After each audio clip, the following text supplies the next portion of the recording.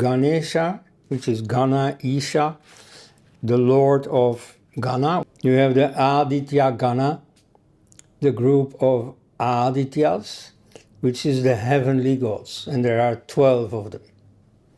Then you have the Rudra Gana, the atmospheric gods, there are 11 of them.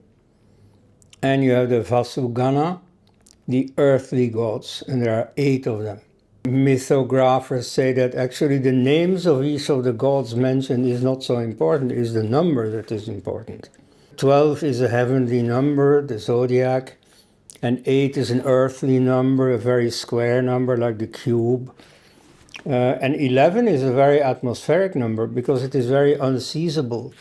You can easily construct with a compass and a ruler, you can easily construct the division in 12 or the division in 8. The division in 11 is unseizable.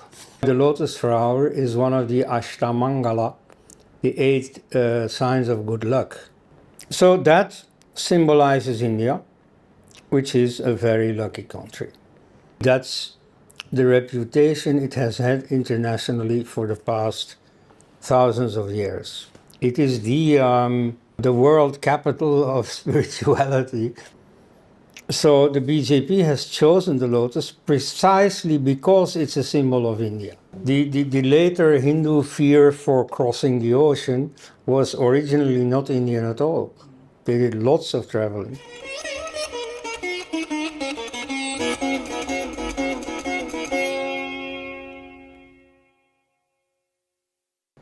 So today we're going to talk about the symbols, the national symbols of India, including its names, especially its official name Bharat. But we're going to start at a more elementary level. The spontaneous national symbol of India is the elephant. Whenever cartoonists have to comment on some geopolitical development involving India, they more often than not use the elephant as the symbol of India. Like I remember in the 1990s when both China and India were moving towards a market economy, there was a cartoon where you see a dragon and an elephant together going to the supermarket to practice capitalism. So you see, nobody told them that, they just think of India as the land of the elephant. And indeed, ever since our species Homo sapiens entered India, our ancestors must have stood in awe before the elephant, which is a very impressive animal. Of course, you can think of lions and tigers and so on as impressive.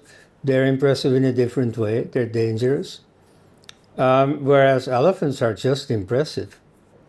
And, with their swaying gait and their enormous size, and, something that strikes people also, their great memory. They look very intelligent. So they're a very benign kind of impressive animal. And as Krishna says in the Bhagavad Gita, anything impressive can become a deity, can be worshipped. And so in this case, I think it's important to realize that elephant worship is one of the oldest features of Hinduism. Long before the Vedas were composed, when people hardly started speaking, this awe for the elephant must have already been there, like 70,000 years ago. A few elephants have made it into Hindu mythology, like in a late Vedic convention, was not there yet in the beginning of the Vedas. The thunder god Indra, who is more or less the king of the gods, he is mounted on a 3-headed elephant called Airavata. Airavata means the son of Iravati, Iravati is another name for Parushni, as the river was called at the time, and it has developed into the modern world Ravi, the Ravi River, which is on the border of India and Pakistan, and then runs on through Lahore. Now, what's so special about this river for Indra that his animal should be named after it? Well, that's not explained anywhere in scripture, but it seems rather logical that this has to do with the Battle of the Ten Kings. This is the most important historical event mentioned in the Rig Veda. It pits the Vedic tribe, the Pauravas, against another, a cousin tribe, the Anavas. And so it's the Vedic tribe that wins the battle, which purely from a secular viewpoint is the effect of a combination of strategic acumen on the side of the Vedic king Sudas, and also plenty of sheer good luck. Now, this good luck, according to the Vedic people, is due to an intervention from Indra, who is the storm god and therefore also the war god. This in turn, they, or at least the poet himself, Vasishtha, attribute to the impressive poetry for Indra written by Vasishtha. So, because his praises in his hymns have touched the heart of Indra so much, Indra gets swayed and takes the side of Vasishtha's employer, King Sudas, against the Anavas. And so the Vedic tribe wins the battle. Surprisingly, it's against the coalition of 10 kings. They're in the minority, they're outnumbered. They're also not on their home territory, where the others are, the enemies are. And yet they win the battle. So they're very grateful to Indra. And from that day onwards, this river, the Parushni or Iravati river, becomes more or less Indra's river. And so it's logical that his preferred animal gets named after that river. This elephant Airavata became the emblem of the city of Bangkok and of the country of Laos, because of course Hindu influence has greatly expanded beyond India itself. And in the Mahabharata, it was the capital of the Kauravas is called Hastinapur. That means the city of elephant. Yes, though in this case, I think there is a middle term in between, namely that the city was founded by or dedicated to a king Hasti, who was part of the Bharata lineage, and so who had this name. I mean, in those days, in Vedic times, people were never named after gods. You see, back then, today there are many people called Vishnu or Shiva or so that didn't exist in those days. And not into that generation of gods either. They're not called Varuna or so. And so they have names often taken from nature or names indicating a virtue or so. So in this case, this fellow was simply called Elephant. Probably because his parent hoped he would be strong and big and so on, whatever qualities they ascribe to the elephant. But so in that sense, the city is not named after elephants, but after a human being who had something to do with elephants. Yeah. A quick thought, sir. Yes. As you mentioned, mentioning about the animal iconology of Indian mythology, like elephants. Well, we know that we also worship some kind of serpents or mainly snakes from very ancient times. Yes. Like you mentioned China also have the icons of dragons, and all Southeast Asia have icons of dragons. Also in European countries we saw that dragon symbolism. Yes. So do you have any information about that? How old is it? The you know Yeah, interesting question. Yes. In Imperial China, the flag was a yellow background with a dragon, featuring a dragon. In Wales, part of Great Britain, also the flag features a dragon. a red dragon in background of green, I think. Yeah. And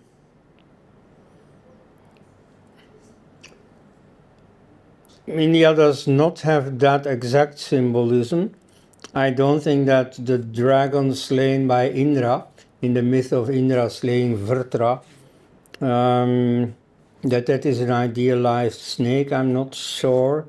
It's kind of a dragon-like creature. Yeah. At any rate, there the dragon clearly is negative. The dragon has to be slain. Whereas in China and in Wales, the dragon is something benign.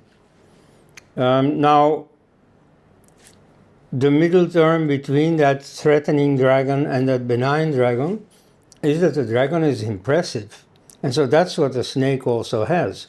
You see, a cobra you have to be very careful with. At the same time, it is an impressive animal. And so, yes, it serves as a totem sometimes.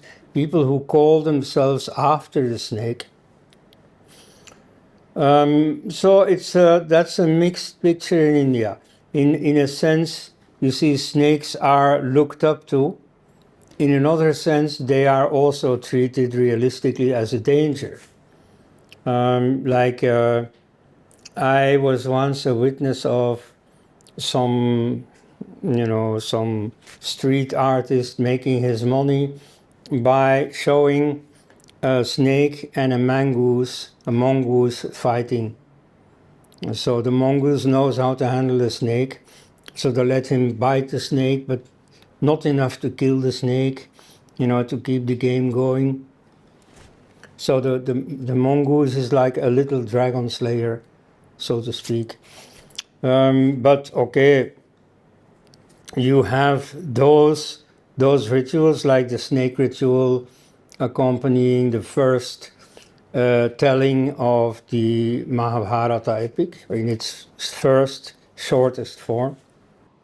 In context of like nature worshipping, Yeah. like we have that Naga worship Yes. in India.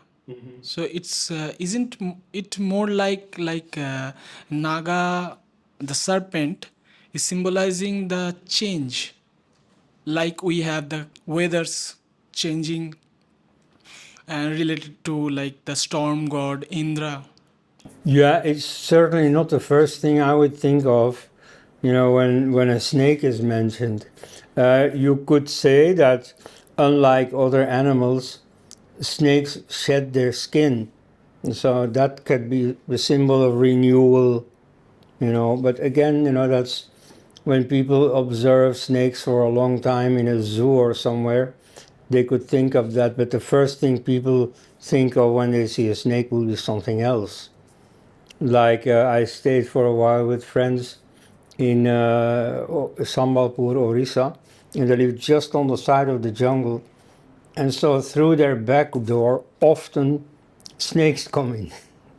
And so that's very dangerous.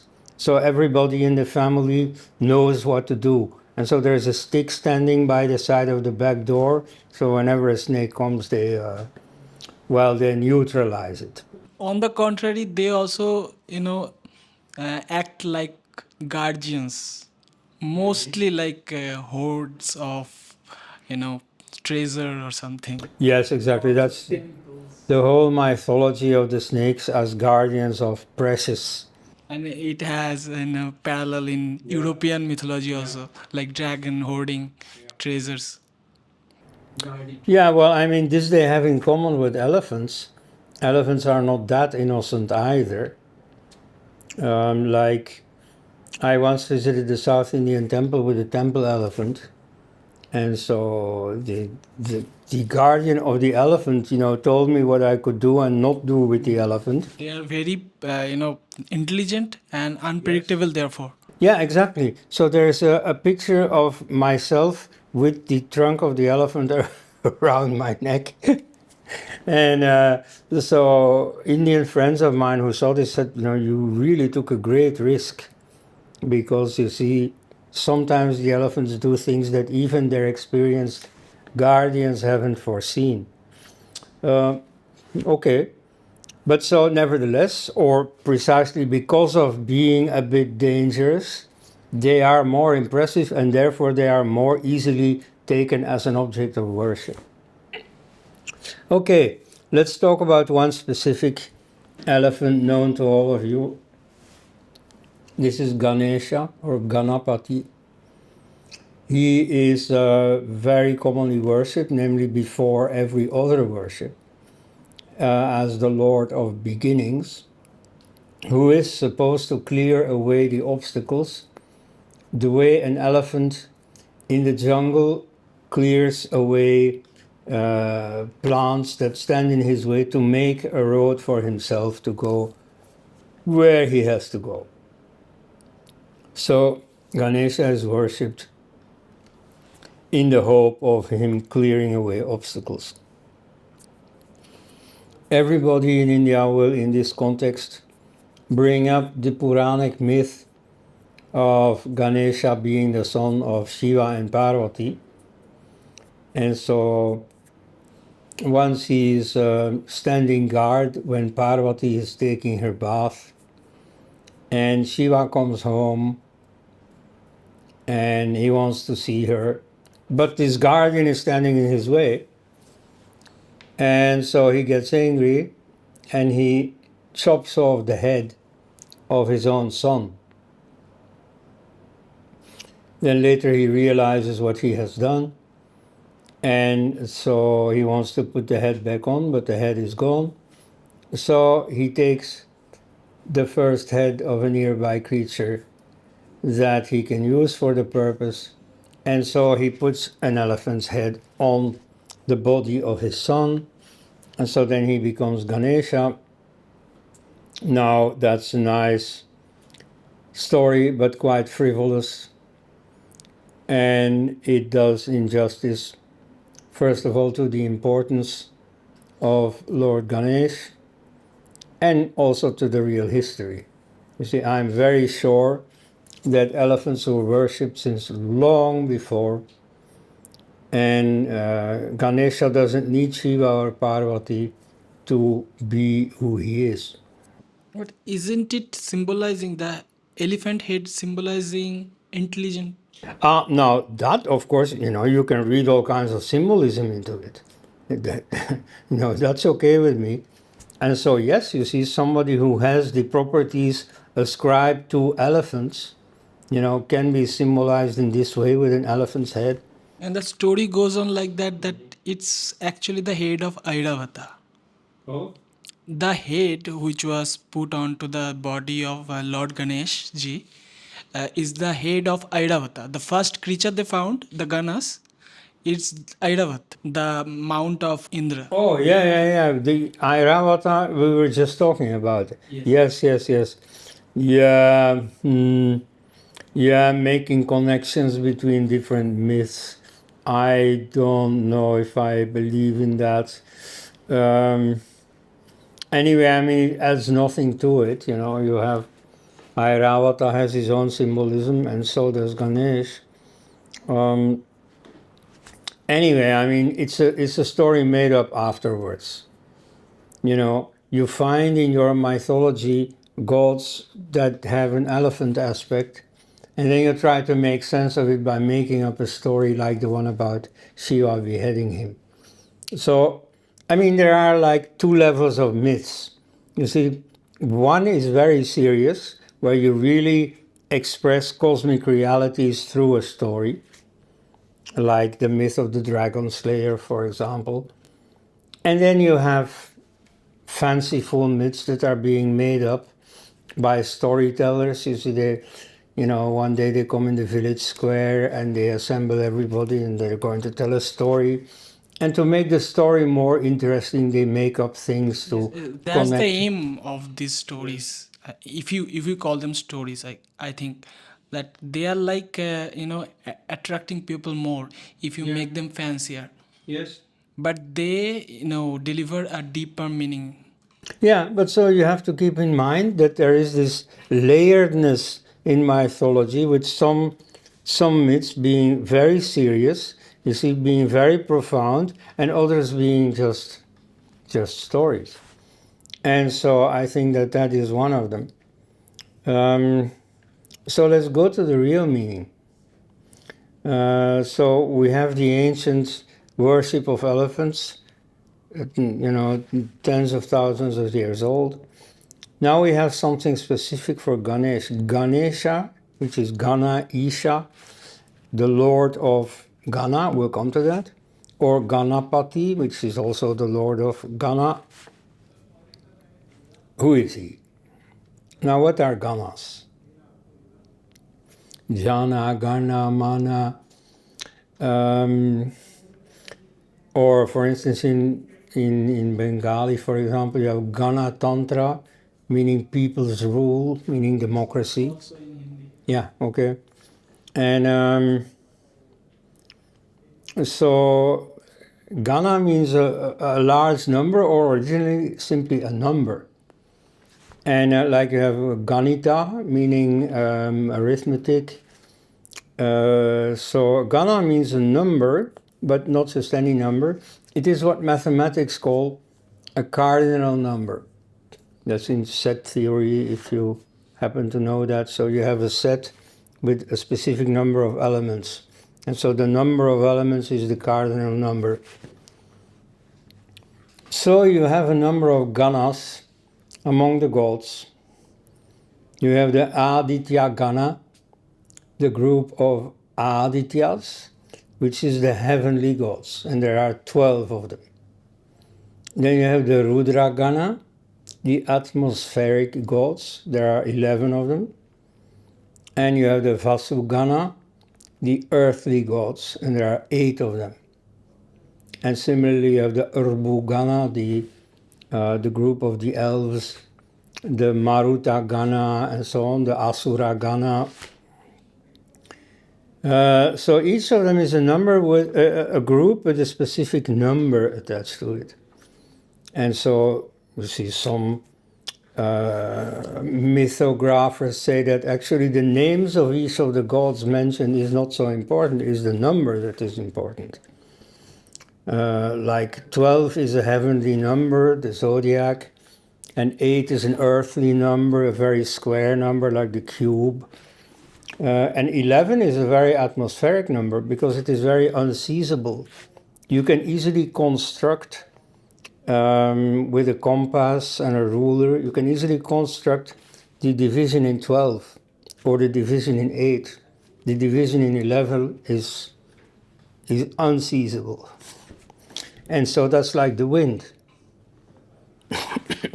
So the number is important, is meaningful. Mm-hmm. And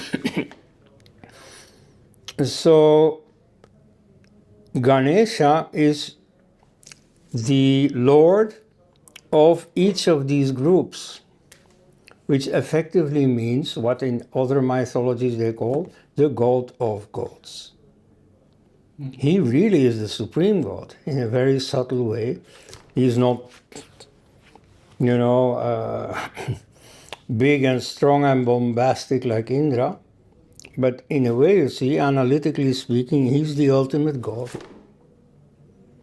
So it's not a frivolous character with a, beheaded and everything.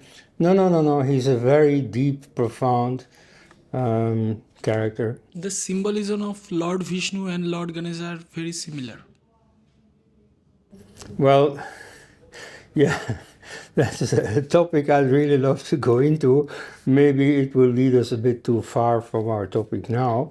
Well, one thing, Vishnu at one point saves the life of an elephant called Gajendra, the lord of the elephants. Yeah, right. So he's being beaten by a crocodile, and Vishnu intervenes to release him.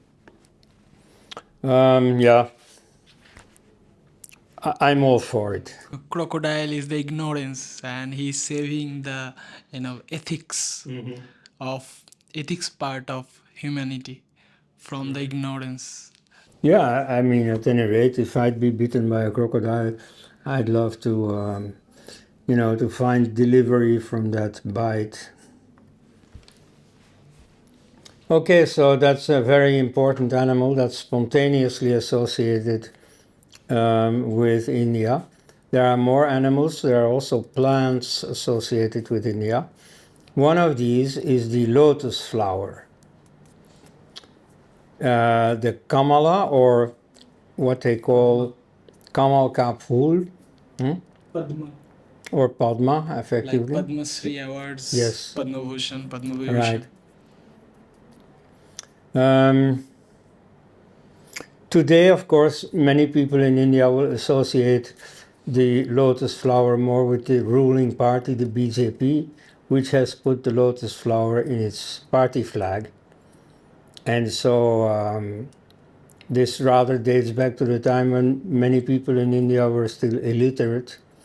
So you could easily recognize a party not by its name, which was in letters which they couldn't read, but by a symbol.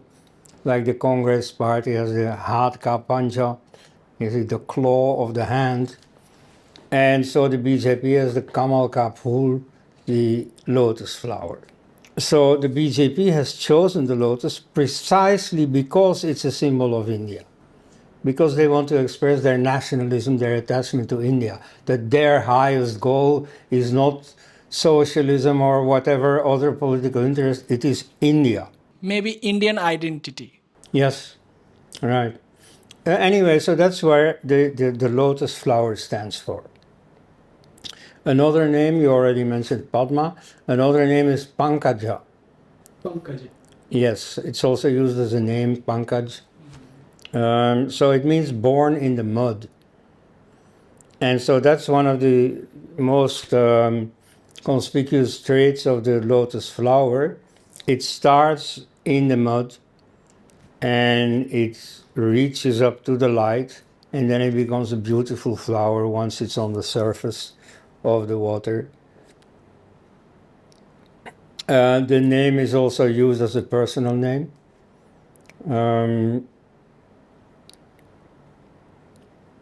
Kamala, in the case of a girl's name, gets a feminine ending, Kamala.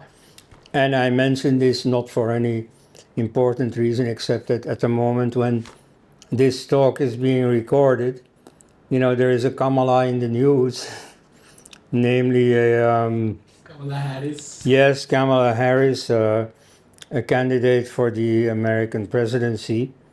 So on her mother's side, she's of Indian descent, namely Tamil Brahman. And that's a community that both in India and in California, where she lives, has the reputation of being very intelligent. I don't know if she's living up to that reputation, but that's the challenge before her. Impress everybody by being more intelligent.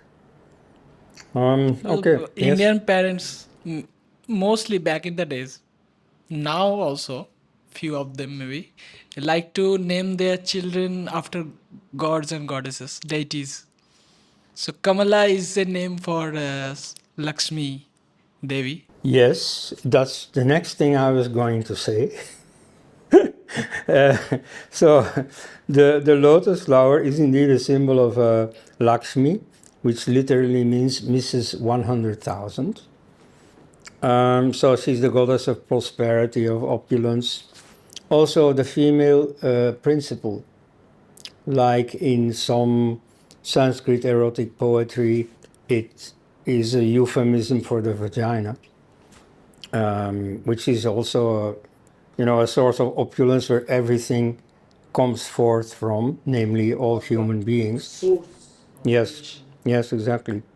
And therefore it also means paradise, no less. That's also why the lotus flower is one of the Ashtamangala, the 8 signs of good luck. For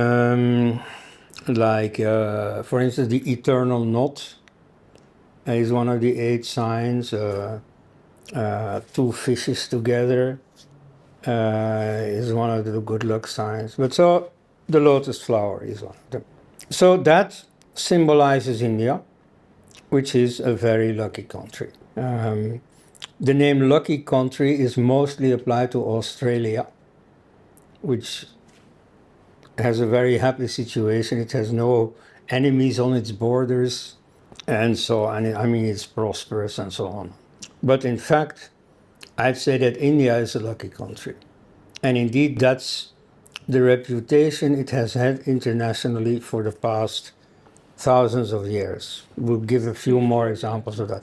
Yeah, but not that many people are interested spiritually. So yes, of course, it is the world capital of spirituality, if you want. But before we come to that level, we should see that at the worldly level, it's also a very rich country. First of all, by nature, The bounties of it nature. has all the climates. The coldest in the Himalaya to the hottest. I think the border area between Pakistan and Gujarat, Rajasthan is the second hottest in the world after the Sahara Desert.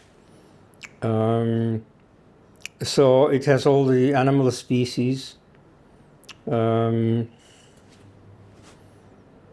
And then when you come to the natural resources, it has always counted as an extremely rich country. It's where spices come from. It's where jewels come from.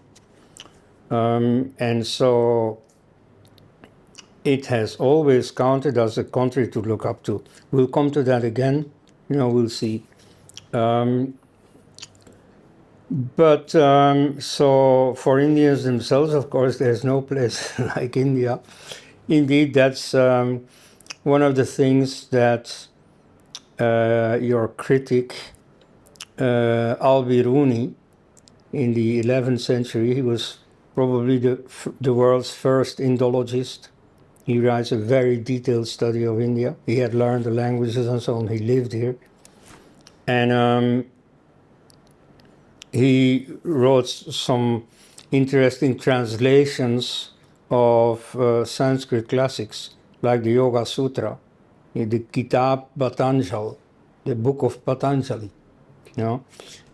So he really went for the really important things that Hindu civilization had to offer. But so he also criticized Indians. He said, Indians are very smug. They think that there's no country like theirs. If you tell them about, a scholar back in Uzbekistan, they don't believe you. They think that there's nobody in the world of the level that they have. Maybe that because we are now finding out carvings in old temples, maybe dated back to, if correctly dated, 7,000, 8,000 years back. And one of the carvings, it's showing that a man is cultivating with the help of a giraffe. So Indians maybe, roam through all the world and then find out that there is no country like us.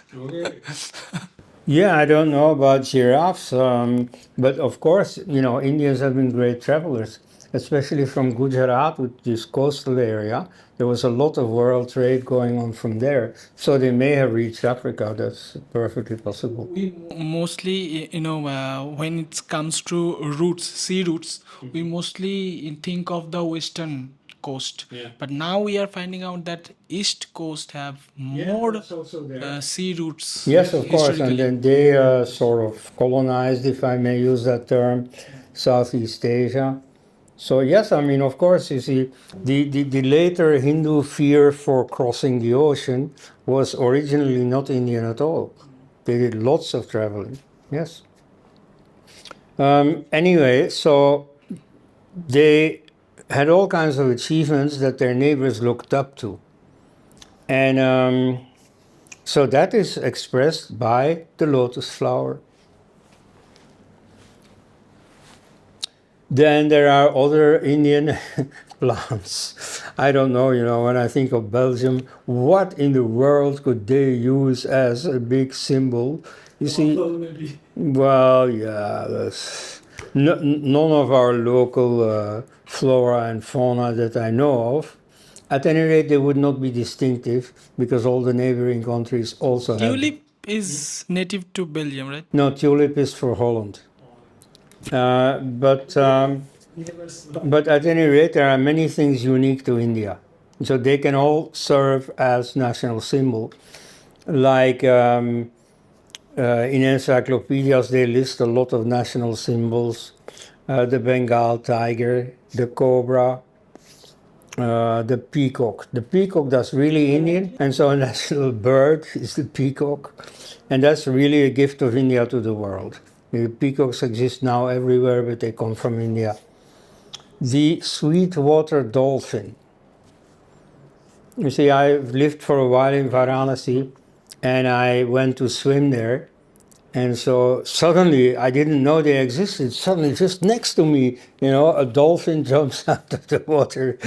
Yeah, that was a really charming presence. Then among fruits, the mango. Among trees, the banyan tree.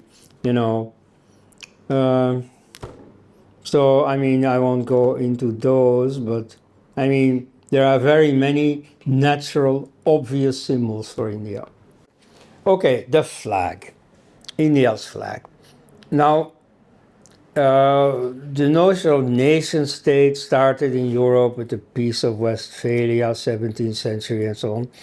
And so, when countries get formed during colonization, many countries owe their existence to colonization, like the Belgian Congo became a separate state, Congo, that still exists. But originally it was many tribes that had nothing to do with each other. But also states that did exist before, like India. They all, you see, try to reshape themselves after this new European notion of the nation state. And so one thing that was part of it was a flag, a national flag. So freedom movements start designing national flags. Among the early designs is one that in 1907 was presented at the Socialist World Congress in Stuttgart by someone from India, Mrs. Bhikaji Kama, who was a Parsi. The flag had been designed by her in 1907, a design that had been made by her together with Shyamji Krishna Verma, another freedom fighter, and Vinayak Damodar Savarkar, the founder of the Hindutva movement.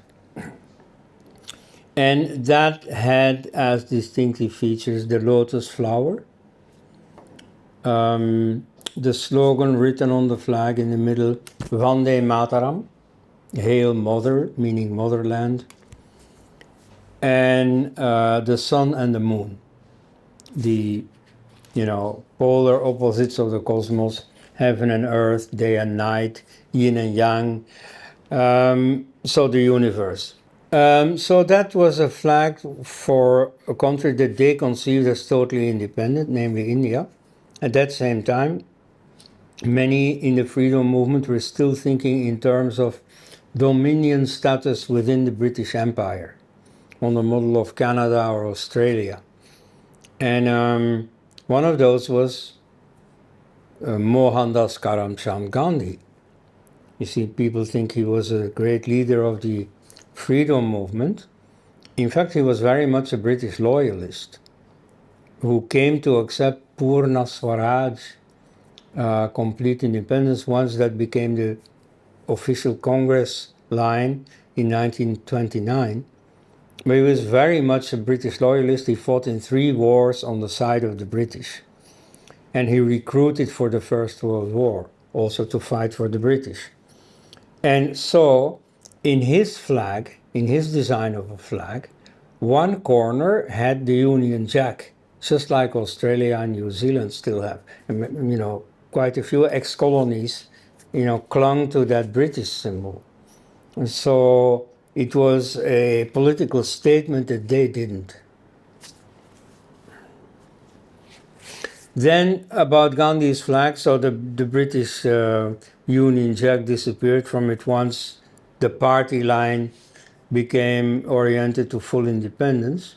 But there was something else very typically Gandhian about it, namely the spinning wheel. So that's what he put in. Originally, the flag had been proposed in 1921.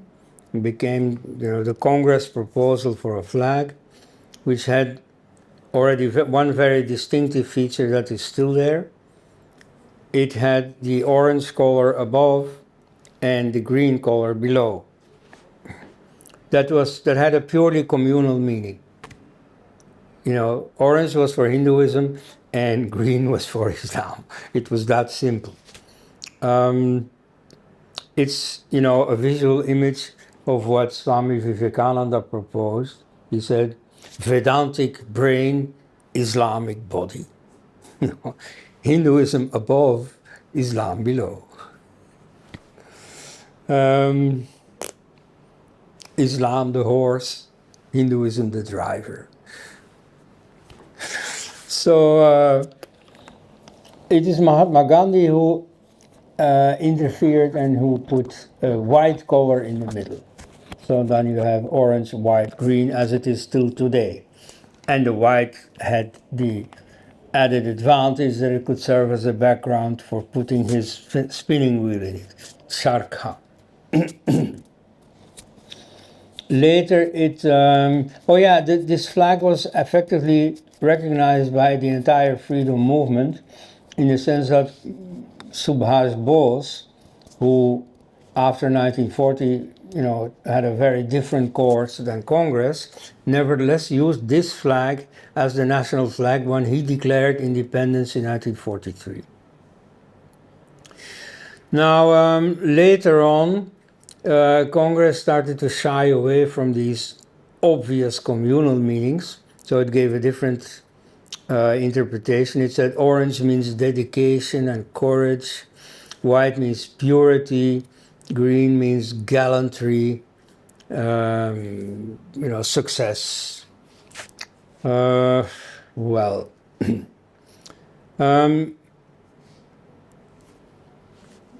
The orange obviously is linked with Hinduism because it is the color of fire.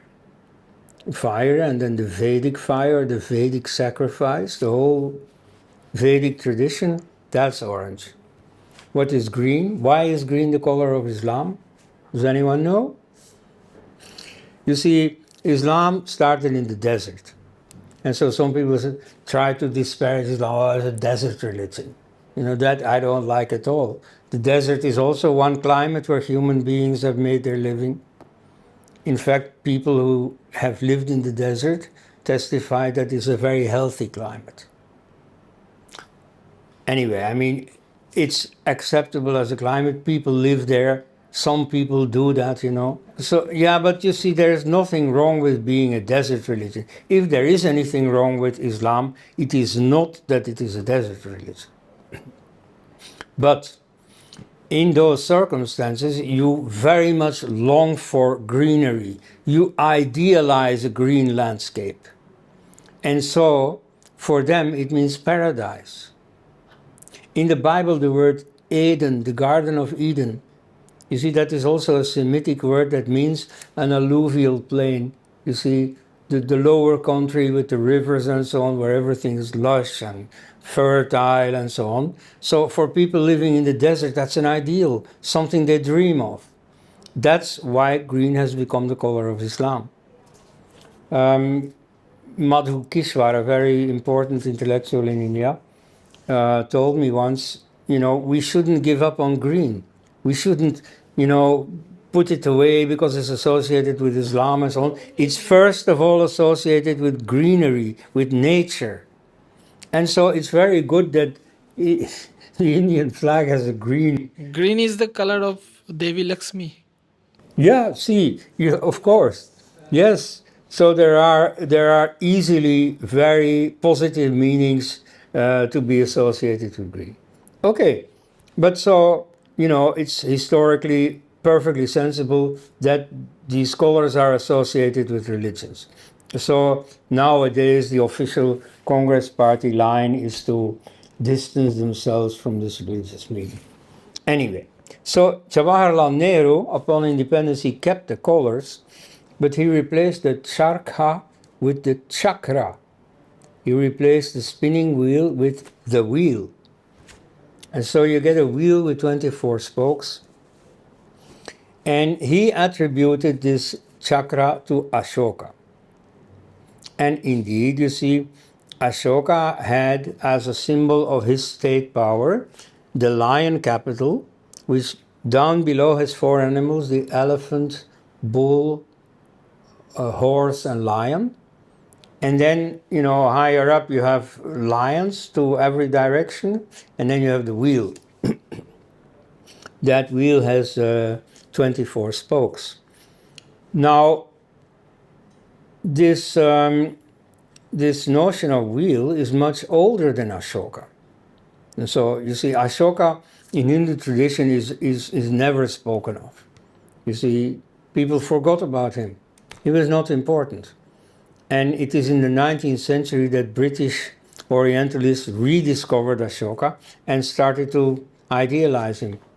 You see, he was a big ruler.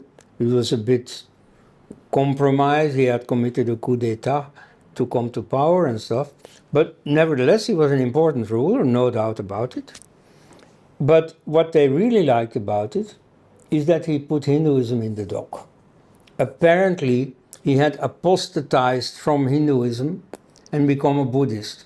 Now, the whole notion of apostasy, of conversion and so on is very Christian, does not belong in the Hindu landscape.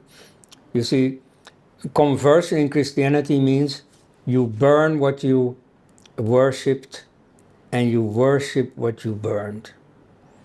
And so that notion does not exist in Hinduism at all. To become a Buddhist, you don't have to discard your former religion. You simply start practicing Buddhism. And moreover, Ashoka was already a Buddhist before the great moment when he supposedly saw the evil in Hinduism, namely when he had massacred so many people in the Battle of Kalinga, during the conquest of Kalinga. He himself had committed this violence. But so some people put the blame on Hinduism, from which he, cleaned himself by becoming a Buddhist. No, that's not the case at all. He was already a Buddhist before this event. And of course, Buddhists in history have been just as violent and all the rest, like other kings. That's not the point. If people want to become Buddhist, there may be good reasons for that. But you see, in the story of Ashoka, that's not the issue. But you see, the paradigm that some scholars had in mind was Hinduism bad, Buddhism good. Hinduism the problem, Buddhism the solution. And so Nehru, who didn't know anything about Indian culture except what he'd read in books from the Orientalists, who had a very European notion of India, he of course had picked up that story. He hated Hinduism. And so that's why, of all the kings of India, he picked out Ashoka. And so he said, this is in honor of Ashoka. That's a bit inappropriate. You see, if you want to symbolize the country as a whole, where everybody is part of it, you're not going to pit one of them against all the rest. So that was a very inappropriate choice of Nehru. Fortunately, he was very ignorant. You see, about Indian tradition, he was illiterate. And so, fortunately, that wheel is not the symbol of Ashoka, it's the symbol of the Chakravarti, you see. And there have been many Chakravartis in Indian history. It's very much a Hindu notion, you see, it's explained in the Mahabharata also. A number of earlier kings are mentioned as Chakravartis. So ultimately, in spite of or thanks to Nehru's ignorance, the wheel ended up in the flag of India. So that's very good. There is also another meaning to this wheel, and this is just my own afterthought. Namely, it is also the symbol of India's oldest view of the universe. The oldest philosophy of India is not Vedanta. Vedanta is a very sophisticated philosophy, but that took time to develop. A far more natural philosophy is Sankhya. And in Sankhya, you have two poles, consciousness and nature. Consciousness is one and indivisible. You see, you can't put it in parts, it's just consciousness or no consciousness. Whereas nature can, of course, be divided. It has different elements in it, symbolized by different colors. And so here it is conceived as having 24 elements. So you have in total in the universe 25 elements. One is consciousness and the other is nature with 24 constituents. These are symbolized as one axis to the wheel, 24 spokes to the wheel. Yeah. Okay, the motto of India, the flag comes with the motto, Satyam Eva Jayate.